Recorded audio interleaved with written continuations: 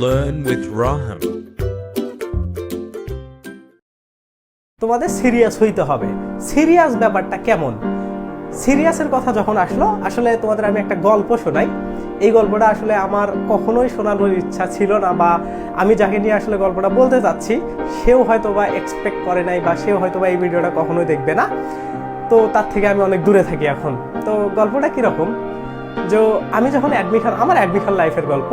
তো আমি যখন অ্যাডমিশন টেস্ট প্রিপারেশন শুরু করলাম, তো তোমরা সবাই জানো যে একটু পরে অ্যাডমিশন টেস্ট, যারা আমার আগের ভিডিওগুলো দেখছো, আমি একটু পরে অ্যাডমিশন টেস্টটা শুরু করছিলাম। তো আমার কয়েকজন বন্ধু ছিল, বা আমার আশেপাশে অনেকজন বন্ধু ছিল, আমরা সবাই মিলে একসাথে থাকতাম এবং একসাথে প্রিপারেশন নিতাম। তো আমি দেখলাম আমার কয়েকটা বন্ধু খুব ভালো পড়াশোনা করে, খুব বলতে অনেক বেশি পড়াশোনা করে। ওই বন্ধুগুলোর মধ্যে আমার একজন বন্ধু ছিল, ওর নামটা আমি বলবো না, তো ধরো ওর নাম এক্স, আমার এক্স বন্ধু। আমি যে জায়গায় থাকি, আমার রুম থেকে 2 রুম সাইডে ও থাকে। মানে ধরো এটা আমার একটা রুম, এই পাশে আর একটা রুম, তারপরের রুমটাতে সে থাকে। তো এই দিকে যে বন্ধু বান্ধবগুলো থাকে, এগুলো অ্যাডমিশন টাইমে গিয়ে আমার বন্ধু বান্ধব হয়েছে। এ যে আমার বন্ধু, আমার হচ্ছে কলেজ লাইফের বন্ধু। তার মানে কি, একে কিন্তু আমি অনেক আগে থেকে চিনি। তো আগে থেকে বলতে আমরা এইচএসসি লাইফ থেকে একসাথেই থাকি। ধরতে গেলে আমার কলেজের একটা বেস্ট ফ্রেন্ড, আসলে বেস্ট ফ্রেন্ড বলতে বেস্ট ফ্রেন্ডের থেকে অনেক বেশি, আমরা সবসময় একসাথে ছিলাম। তো ওর ব্যাপারটা কেমন দেখো, ও অ্যাকচুয়ালি খুব ভালো স্টুডেন্ট না, বাট আমিও যে খুব ভালো স্টুডেন্ট তাও না, বাট মিডিয়াম ক্যাটাগরি থেকে ও প্রচুর পড়াশোনা করতো, প্রচুর মানে প্রচুর। এই সিরিয়াসের গল্প শোনানোর জন্য এই গল্পটা আমার করা লাগতেছে। সিরিয়াস ব্যাপারটা আসলে কেমন, তো সে মনে করো একদম প্রচুর পড়াশোনা করতে এইচএসসি লেভেল থেকে। এইচএসসিতে আমরা সরকারি কলেজ থেকে পরীক্ষা দিয়েছিলাম, তো যার কারণে আমরা 19 সালে কিন্তু পরীক্ষা দিয়েছিলাম। আমাদের 100 মার্কসের একদম ফুল পরীক্ষা হয়েছিল, A to Z আমাদের ফুল সিলেবাস ছিল। তো আমরা যখন পরীক্ষা দিলাম, তো রেজাল্টটাও একটু খারাপ হয়েছে। এই রেজাল্ট খারাপ হওয়ার পর থেকে সে অ্যাডমিশন প্রিপারেশন শুরু করছে। তো এই অ্যাডমিশন প্রিপারেশনটা তোমাদের যেমন দীর্ঘ হচ্ছে না, আমাদের কোভিডের কারণে বিশাল বড় আমরা সময় পাইছিলাম, প্রায় 8 থেকে 9 মাসের মতো। আমরা যখন সেকেন্ড টাইম দিছি আর কি, যখন সেকেন্ড টাইম প্রিপারেশন শুরু করলাম আর কি, সেকেন্ড টাইমে 8 থেকে 9 মাস সময় পাইছিলাম। তো ফার্স্ট টাইমে পরীক্ষা দিছিল, বাই চান্স ওর হয়নি, ওই সময় ও পড়াশোনা করেনি। বাট যখন সেকেন্ড টাইম সে মেন্টালি প্রিপেয়ার হইলো যে সেকেন্ড টাইম প্রিপারেশন নেবে, এবং কোভিডের আগে থেকে বা কোভিড শুরু হওয়ার ঠিকঠাক ওই সময় থেকে, যখন আসলে প্রথম অটো পাস দিল, সেই সময় থেকে প্রায় 8-9 মাসের একটা জার্নি সে খুব ভালোভাবে প্রিপারেশন নিল। খুব ভালো বলতে একদম সেই ভালোভাবে, ঠিক আছে। তো ওর একটু স্ট্র্যাটেজিটা বলি, ও সিরিয়াসনেসের ব্যাপারটা বলি। ও কোচিংয়ে যাইতো, রেগুলার পরীক্ষা দিত, প্রচুর পড়াশোনা করতো, বন্ধু বান্ধবদের সাথে যতটুকু মেশা দরকার ততটুকু মিশতো, বন্ধু বান্ধবদের সাথে যতটুকু আর কি না হইলেই নয়, যতটুকু না সময় দিলেই নয়, ওইগুলা বাদ দিয়ে সে প্রচুর পড়াশোনা করতো।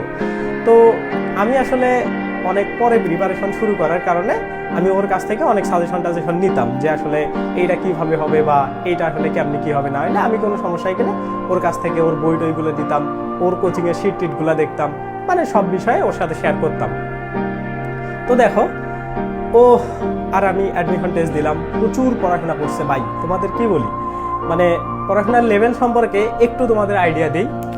ও 5 ওয়াক্ত নামাজ পড়তো, ঠিক আছে, ঠিকঠাকভাবে নামাজ পড়তো। তারপর নামাজ যারা পড়ে তারা দেখবা যে খুব ভোরে ওঠে, ঠিক আছে। সে ভোরে উঠতো, ওঠার পর ভোর থেকে প্রায় 12টা পর্যন্ত টানা সে পড়তো। পড়ার পরে সে গোসল করার পর একটা খাওয়া দাওয়া, আমার রুমে এসে আমার সাথে রেগুলার খাবার খাইতো। তো একসাথে খাবার টাবার খাইতো, খাওয়ার পর তারপরে এই যে যাইতো রুমে, যাওয়ার পর তাকে আর দেখা যাইতো না। রাতে আবার একসাথে আমরা খাবার খাইতাম, হালকা পাতলা গল্প করতাম। তারপরে আমরা নর্মালি 10টা দিয়ে খাবার খাইতাম। তারপরে সে আবার 1-1.5 ঘন্টা পড়াশোনা করে ঘুমায় যাইতো। এইটা তার একদিনের রুটিন না, এইটা হচ্ছে রেগুলার রুটিন ছিল, এবং এটা প্রায় 6-7 মাস ধরে সে টানা করছে রেগুলার। সে প্রচুর পড়াশোনা করছে। তার একটাই টার্গেট, সে গুচ্ছে কোনো না কোনোভাবে তার একটা পজিশন আনতে হবে। কারণ কি দেখো, আমাদের সময় আমরা যখন সেকেন্ড টাইম দিছি, তখন আসলে আমরা রাজশাহীতেও সেকেন্ড টাইম ছিল না, চট্টগ্রামেও ছিল না। আমাদের সেকেন্ড টাইম ছিল বিউপি, গুচ্ছ এবং জাহাঙ্গীরনগর। বিউপি এবং জাহাঙ্গীরনগরে বিউপির পরীক্ষা আগেই হয়ে যাওয়ার কারণে বিউপিতে আসলে প্রবলেমগুলো হয়, বা বিউপিতে অনেক চাপ থাকে, যার কারণে আসলে সবাই পরীক্ষা দিতে চায় না, বা সবাই চান্সও পায় না। জাহাঙ্গীরনগরেও সেম অবস্থা, চান্স পাওয়া সো টাফ। তো তার একটাই টার্গেট ছিল যে সে গুচ্ছে কোনোভাবে হোক এনি হাউ তার লাগবেই গুচ্ছ। সে প্রচুর পড়াশোনা করতো। তো এইভাবে সে 6-7 মাস প্রিপারেশন নিল। এখন লাস্ট মোমেন্টে গিয়ে সে গুচ্ছে পরীক্ষা দিবে। আসলে যখন আর কি পরীক্ষার সময়টা আসলো, আমি আমার পরীক্ষা দেওয়ার জন্য হাজীদানেশে চলে গেলাম। আমার হাজীদানেশে পরীক্ষা হয়েছিল, আমরা থাকতাম রংপুরে। আমরা 14-15 জন মিলে একটা বাসা সিস্টেমে একটা ম্যাচ ছিল, মানে ম্যাচ বলতে আমরা আমাদের মতো করে থাকতাম আর কি, সবাই সিঙ্গেল রুমে, সবগুলোতে একটা একটা করে রুম থাকতো। তো থাকার পরে তো সে পরীক্ষা দিতে গেল, তার সিট পড়ছে হচ্ছে কাজী নজরুল ইসলাম বিশ্ববিদ্যালয় ত্রিশাল ময়মনসিংহে, ঠিক আছে। তো সেখানে সে পরীক্ষা দিতে গেল, সে গুচ্ছের ভর্তি পরীক্ষা দিল। দেওয়ার পর আমি পরীক্ষা দিচ্ছি।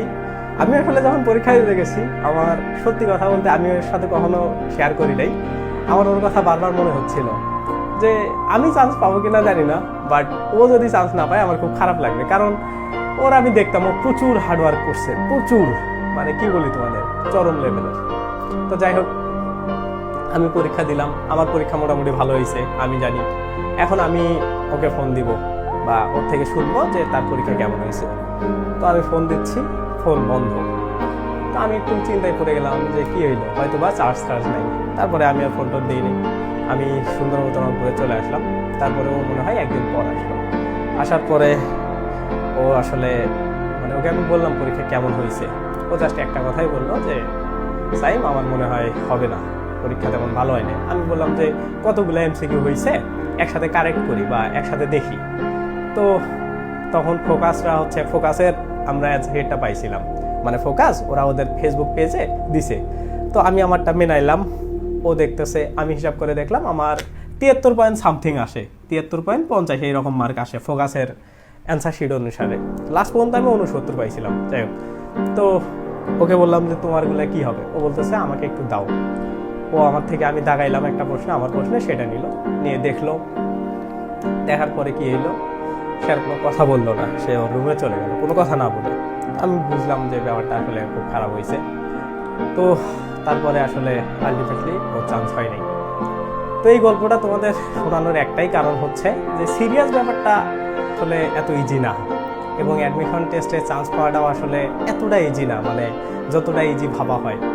তোমরা একটা নর্মাল সেন্সে চিন্তা করো যে এতগুলা স্টুডেন্ট পরীক্ষা দেয়, এত হাজার হাজার স্টুডেন্ট পরীক্ষা দেয়, ওইগুলা থেকে জাস্ট তোমরা গুডই কয়জন, ধরো 80,000 স্টুডেন্ট যদি বি ইউনিটে পরীক্ষা দেয়, 8,000 স্টুডেন্ট ঠিকঠাক মন মতো চান্স পাও, ঠিক আছে।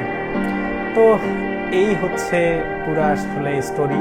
এত বড় স্টোরি আসলে আমি কখনো গল্প তোমাদের বলি না, বাট এই যে তোমাদের সিরিয়াসনেসের ব্যাপারটা বা একটা বিশাল সময়ে যেন তোমরা সিরিয়াস না হয়ে আসলে অ্যাডমিশন টেস্টটাকে ইজিভাবে না নাও, এই জন্যই আসলে এই গল্পটা বলা, ঠিক আছে। তো যাই হোক, আমার বন্ধু যাকে নিয়ে আসলে কথাটা বললাম, সে যদি এই ভিডিওটা দেখে থাকো, ডোন্ট মাইন্ড। আমি জানি সে কখনোই মাইন্ড করবে না, কারণ ওর সাথে এখনও আমার প্রায় রেগুলার কথাবার্তা হয়। আমি যখন রংপুরে যাই তার সাথে অবভিয়াসলি দেখা আমি করবই। আমার খুব ভালো বন্ধু, সারা জীবন থাকবে। Thank you. আসলে তাকে নিয়ে কি বলবো আর, সে এখন জব প্রিপারেশন নিচ্ছে। আমি এতটুকু গ্যারান্টি দিতে পারি যে সে সাকসেস হবে ইনশাল্লাহ। তোমরাও আমার বন্ধুর জন্য অবভিয়াসলি দোয়া করবা, আমিও তার জন্য অলওয়েজ দোয়া করি এবং তার কাছ থেকেও আমি অলওয়েজ দোয়া চাই। তো যাই হোক, সবাই সুস্থ থাকবা, ভালো থাকবা, আল্লাহ হাফেজ, টেক কেয়ার।